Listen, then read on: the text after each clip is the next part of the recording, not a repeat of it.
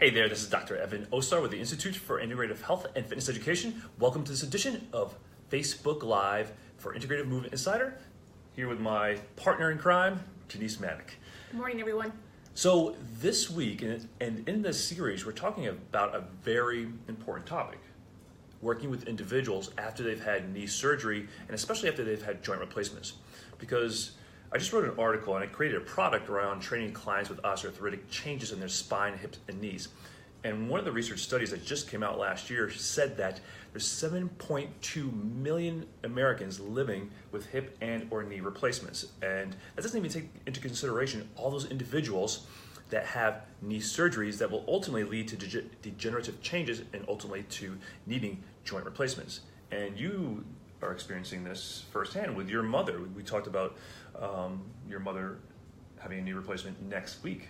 Yep, this will be her second knee replacement. She had her other one replaced several years ago, and the challenge really with this one is she's only allowed to be in the hospital for 23 hours, and in those 23 hours, that actually includes the surgery time itself. So from the time they check her in till 23 hours, that's how much time they give her because she's on Medicare. That's how much time they give her.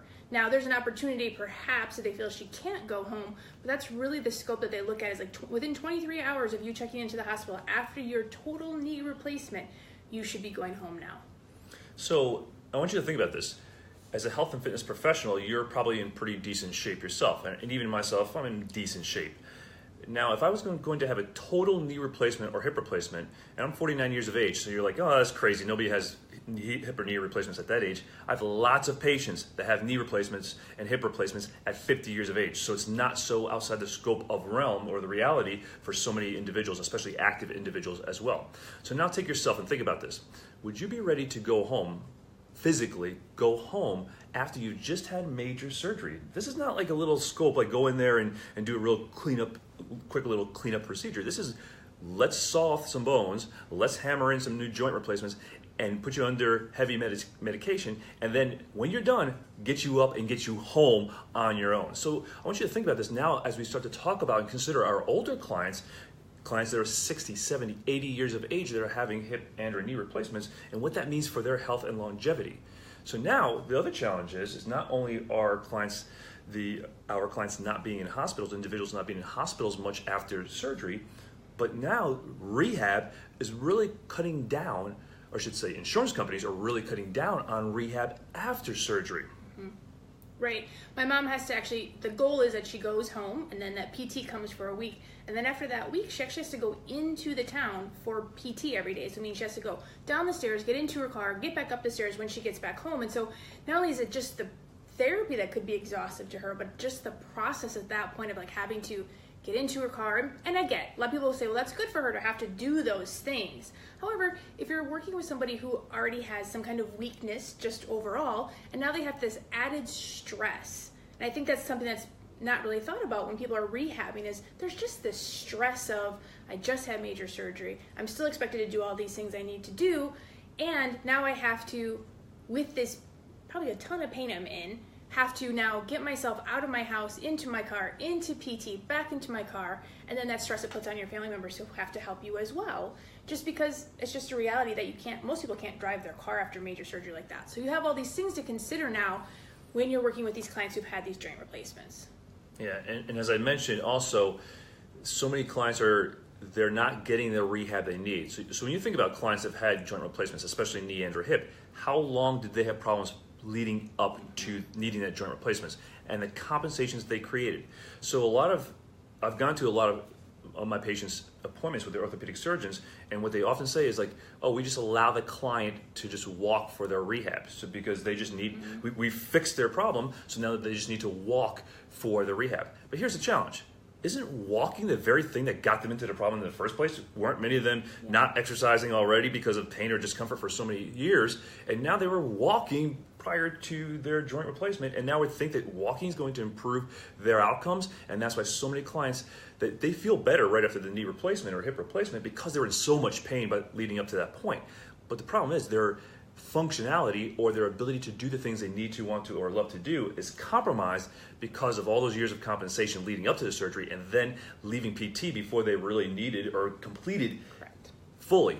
So that's why this is information is so important, and why it's important for you to develop your expertise in working with clients, especially after they've had their joint replacements. Right. I mean, Evan, you think about my mom had her first knee surgery, I think, when she was 16. She's 71 this year.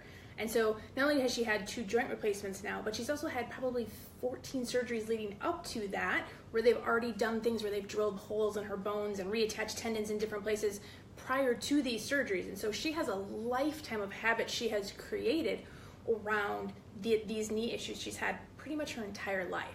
So when we think about that, that's how we can really help these clients that we're working with after they've had hip replacements. Our job to help them reestablish better movement habits so that they don't need another joint replacement in their lifetime. Sure. And also so they can really get back and function at the levels they need, want to, and or love to do, and really be more active, lead more productive lives.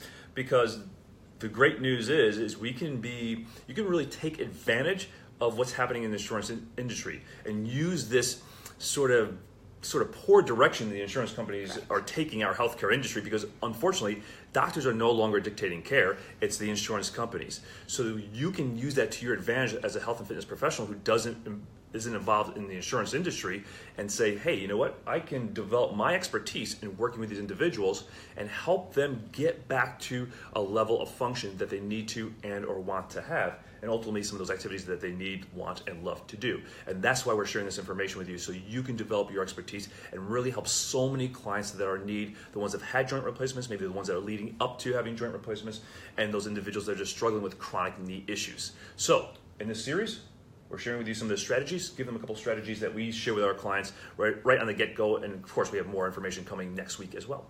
Well, you did the whole series this week on working with your clients who've had knee issues, but then we also have other resources, tons of other resources on our website available to you. Just go ahead and use the search bar and look up knee, and I'm sure you're probably going to get probably 25 posts talking about the knee and different things. Because you remember, the knee is where it ends up, right? It's not where it usually starts. It's where it ends up. Your client has that pain, discomfort, and needs that joint replacement. But then we also have we have this upcoming product coming up, which is super exciting because it's going to be a really complete package. But we also have courses you can come and take with us, where we spend an entire day just on the lower extremity, learning about the lower extremity from the foot to the hip, or the hip down to the foot, and how you can really help your clients change their habits that they've created through the exercises you're already doing, which is super cool. We're just going to help you reformat and rethink about the stuff that you're already doing with your client. And that's what's cool about this information. So you can plug it in. The great information about the news about the integrated movement system is that you can plug this right into the programs that you're already using with success. And that's what's important about having a principle-based approach, is that we're not trying to change what you do. All we're trying to do is say, hey, these are the things you want to pay attention to. These are the common things that happen, the common habits that are created that lead to these joint problems. And these are the things that you can do, these principles that you can use, alignment and control specifically, to help your clients that have hip and or knee issues. And we did have a question that came in. Yep, it says, how do you encourage the older population to be optimistic and actively age if they've had a lifetime of limiting joint issues? Thanks, Carrie, for sending that question in. Good morning to you.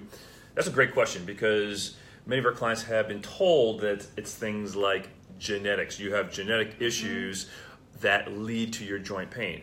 And there are genetic issues related to joint issues, or I should say genetic predisposition related to joint conditions like rheumatoid arthritis or psoriatic arthritis. So those are definitely, there's genetic markers for that. There's not a genetic marker for osteoarthritis, and that's the type of arthritis that most of our clients are dealing with. Most of the clients that are having joint replacements, it's osteoarthritic changes, not rheumatoid and or psoriatic. So what's really the big cause or underlying issue with osteoarthritic changes of the hips and or knees? Right, Evan, I think you do a great job with all your presentations when we talk about osteoarthritis. It's really about the habits. It's their lifetime of habits that they've created, even if it is a result of previous injuries or trauma to their body. But a lot of times it's just our habit, how we hold our bodies all day long, how we move our bodies all day long. And that's really where, Carrie, especially you as a practitioner, can really start to help change your clients, because you get to spend one-on-one time, or now in your groups, you get to spend a whole bunch of time with your clients, helping them reestablish those habits. And Evan, you always use this great analogy of bend your finger back until it's uncomfortable, and then unbend it only as far as you need to, so there's no longer a discomfort. And we recognize we don't have to go far to make a big change in how we feel in our bodies, which is super empowering if you can get your clients to feel that. And when you're a practitioner, if you can give your client a way to feel how they feel in their body before you start a session, if you're a manual therapist, physical therapist, or a personal trainer, if you can give them a self-assessment, which we teach a ton of before you start a session with them, have them reassess how they feel in their body so they really start to get that body awareness. We have to train them body awareness, teach them how to get that body awareness. You can start to get them to understand, oh wow, Carrie, we just spent an hour together and I feel so much different in my body since before we started.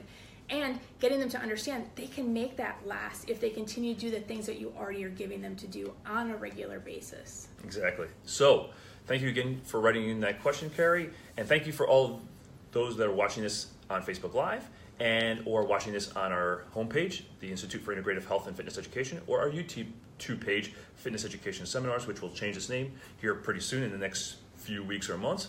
And make it a great day, and we'll be bringing you lots of resources in the next coming weeks leading up to the release of our brand new product, Complete Knee Conditioning, Knee and Ankle and Foot Conditioning 2.0. So thanks again for joining us. Before you sign off, hey, if you're in Orlando today or this weekend, we are actually at SCW Fitness in Orlando, so be sure to stop by, check out our classes. We have 3 today, we have 1 bright and early tomorrow morning, and the last session on Sunday.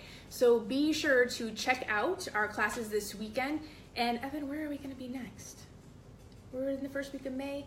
I don't know. June? Where? What? June. Oh, you know what? Actually, we're coming back to Orlando in August for our Integrative Corrective Exercise Instructor Program, which is a 3-day workshop. Be sure to check that out on our website at fitnesseducationseminars.com/seminars and check that out. Thanks, guys. Thanks so much for joining us. Take care. Make it a great day. We'll talk to you later at Facebook Live for the Institute for Integrative Health and Fitness Education.